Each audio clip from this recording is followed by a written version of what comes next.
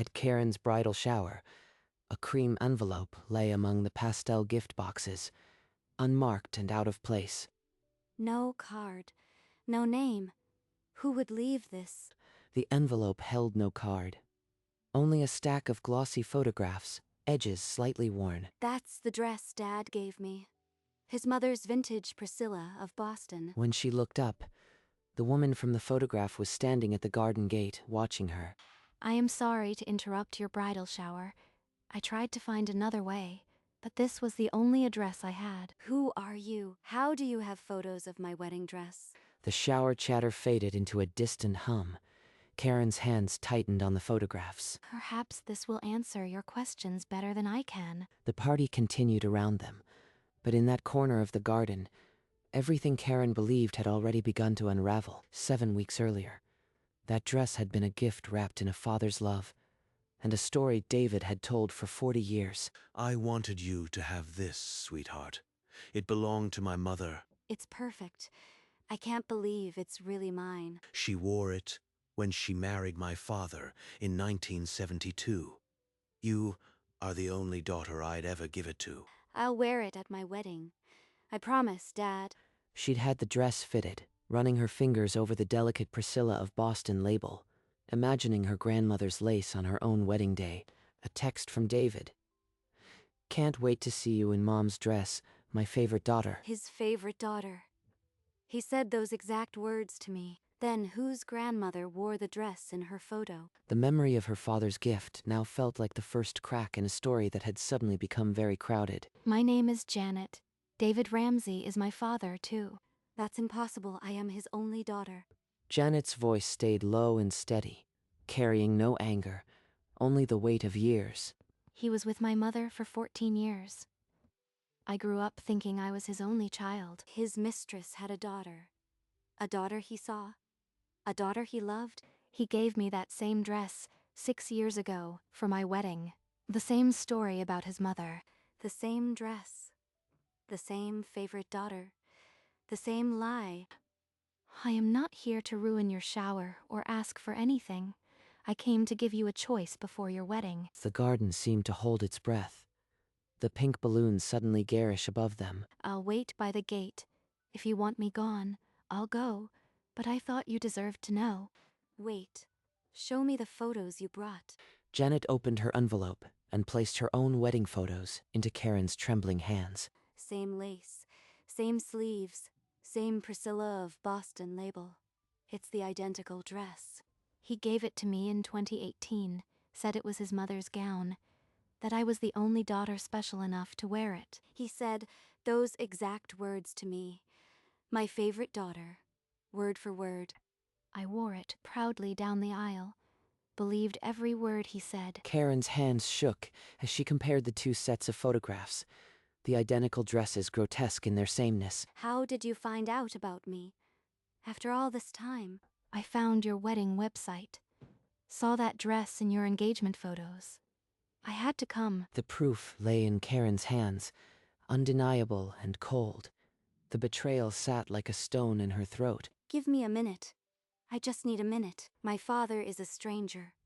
A 40-year lie, wearing my grandmother's dress. She pressed cold water to her wrists, trying to slow the pulse hammering behind her eyes. When she stepped back into the garden, the party looked like a photograph from someone else's life. Come inside. My aunt has a study.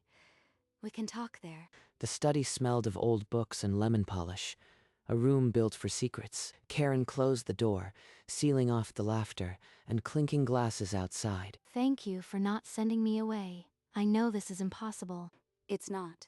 It's the truest thing that's happened all afternoon. In the hush of the study, with the party muffled beyond the door, the two sisters faced each other and the wreckage of a shared father. My mother was 22 when she met him. She worked at a coffee shop in Sacramento. He told her he was a widower. A widower. While my mother was at home with me for 14 years. He came to us on weekends, holidays. He was my father. I never questioned it. Janet pulled an older photograph from her envelope. David, younger, handing her the dress on her wedding morning. He said, this was my mother's gown. I've saved it my whole life for my favorite daughter. My father's favorite daughter, plural, with a dress for each one. I only learned about your existence 6 months ago, when a relative let it slip. I was the second family, kept in the dark. And the dress? You wore it, knowing it was a lie? I threw it in the trash 2 weeks after my wedding.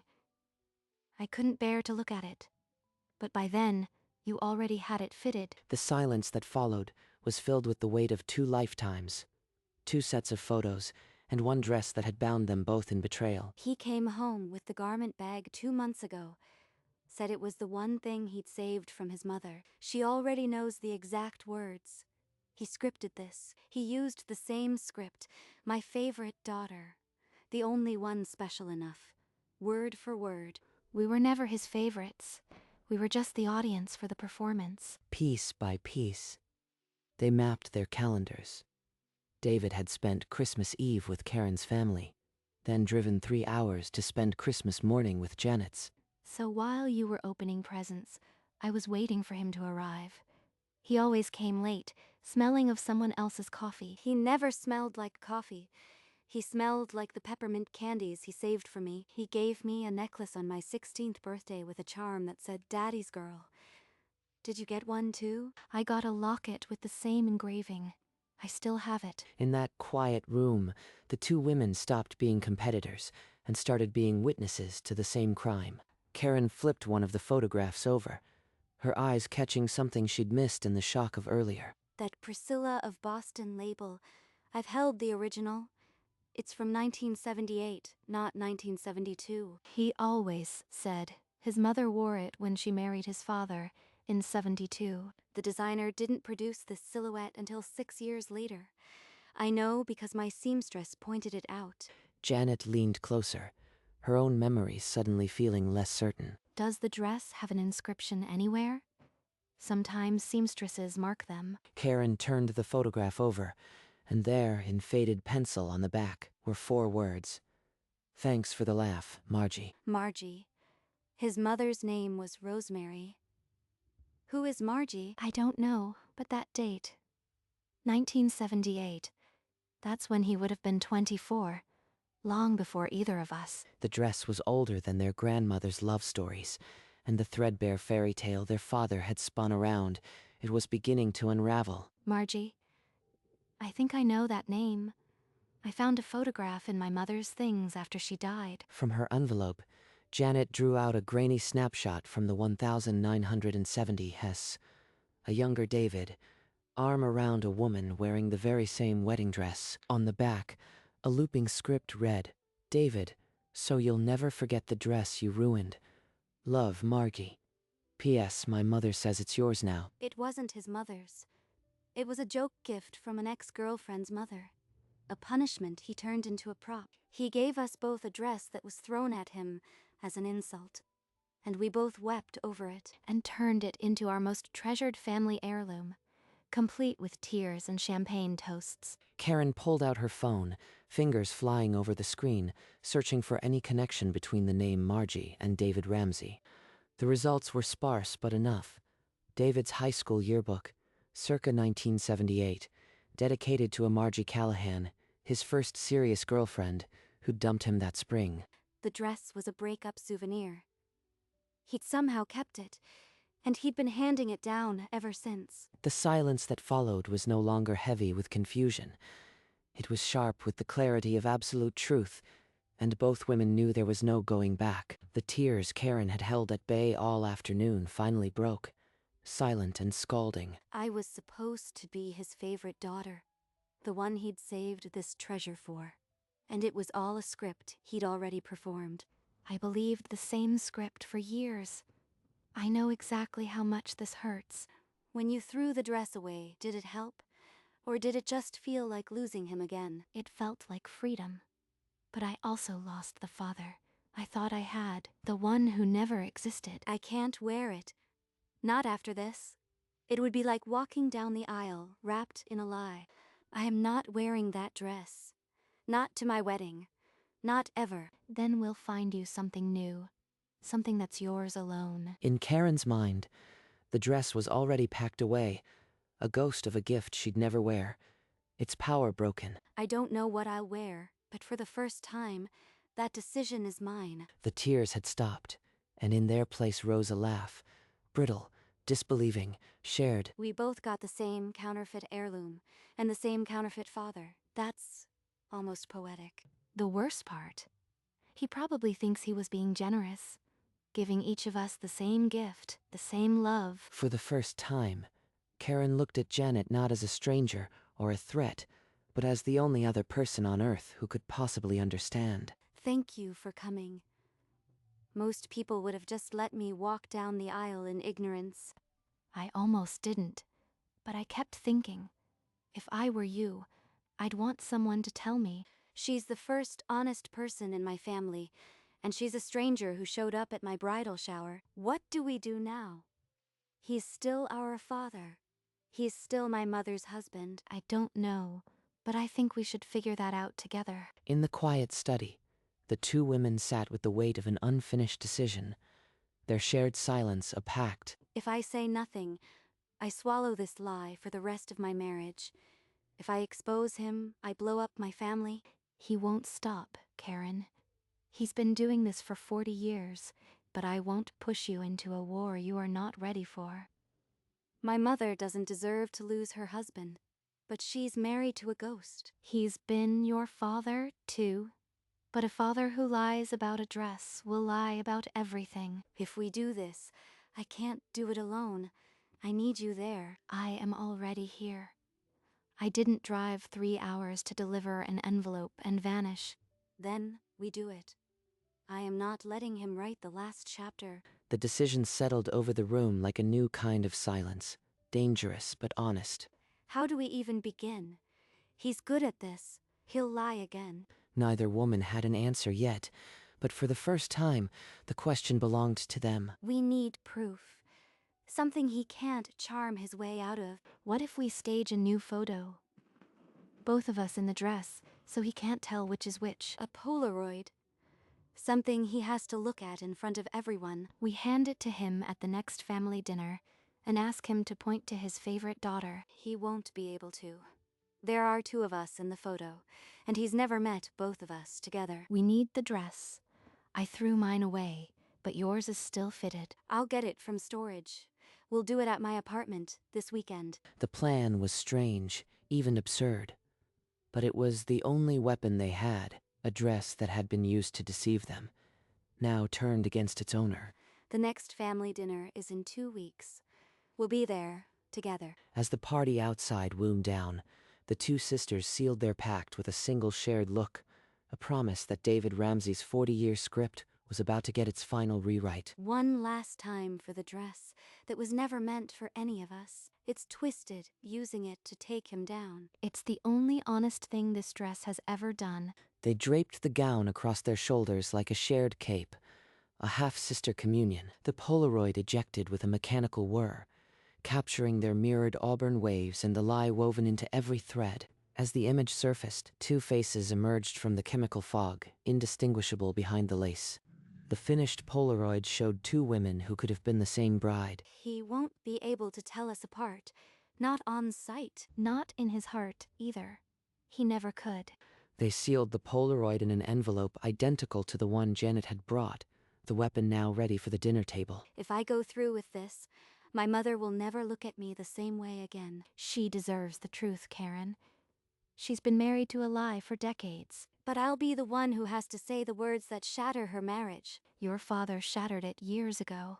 You are just finally turning on the lights. Karen's phone rang, slicing through the silence. The caller ID glowed. Mom. Hi, Mom. I was just thinking about you. I wanted to hear your voice.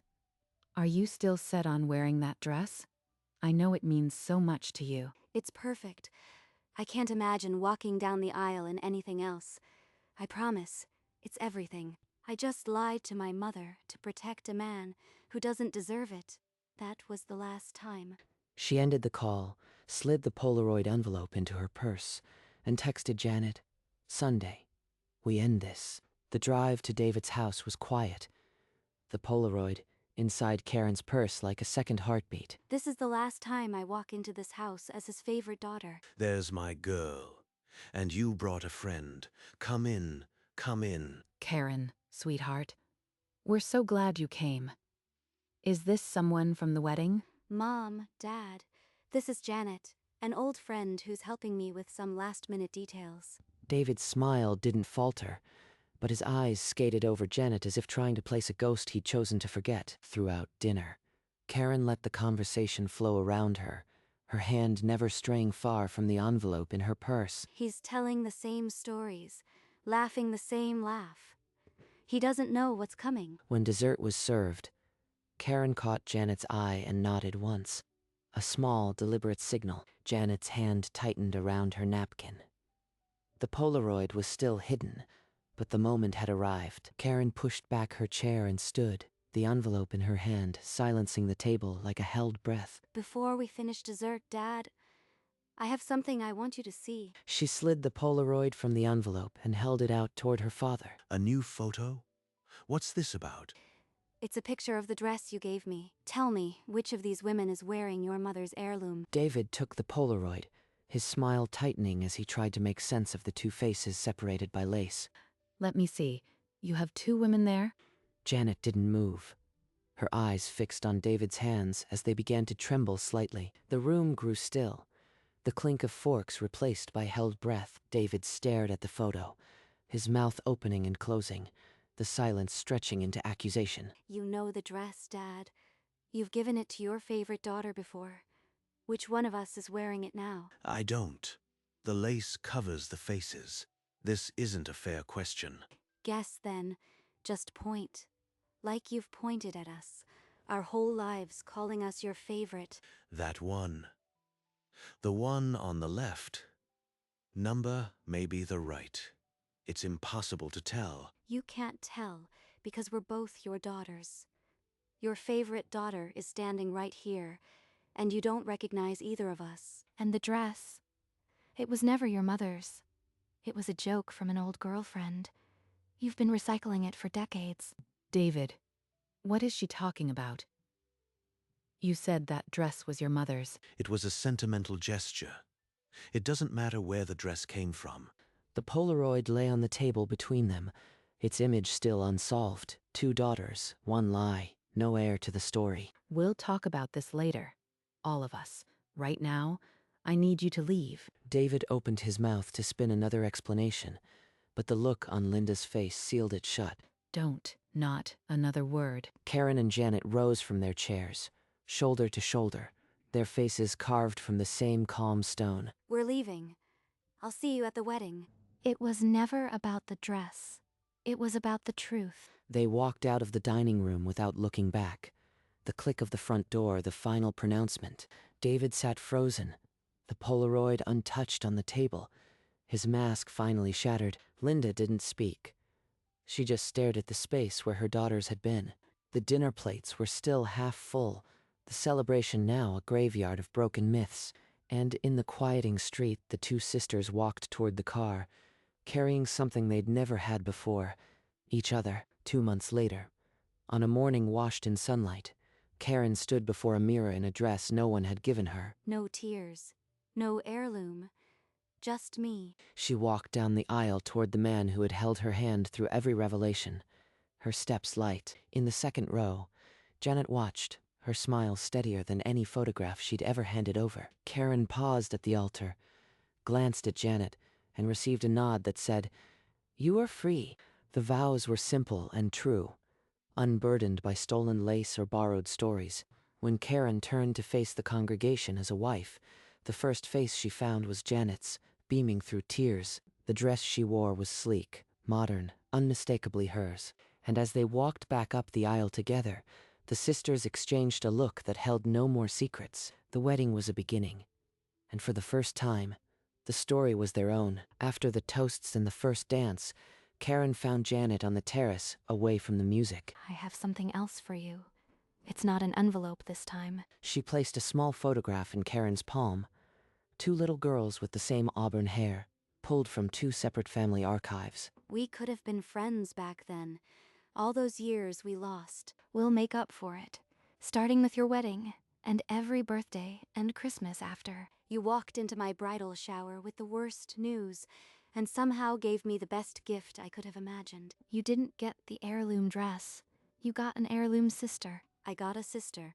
Later, they sat together, paging through a photo album, filling the gaps of a childhood they'd now share. The wedding continued inside, but on the terrace, a new family had already begun.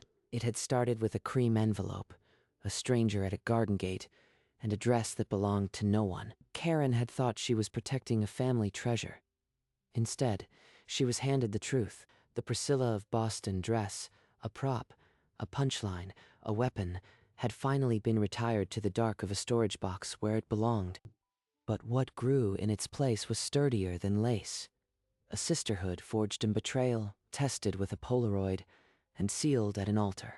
David's deception had created two separate childhoods, two separate daughters, two separate sets of photographs, but it couldn't survive the one Polaroid that brought them together. Some families are born, and some are rebuilt, piece by painful piece, until they're stronger than any heirloom. Karen Ramsey, married in a dress she chose for herself, surrounded by the people who had chosen her back, and in the second row, where a stranger once stood with an envelope, a sister now sat, no longer a stranger at all. The truth had walked into a bridal shower, and two daughters walked out of it, together.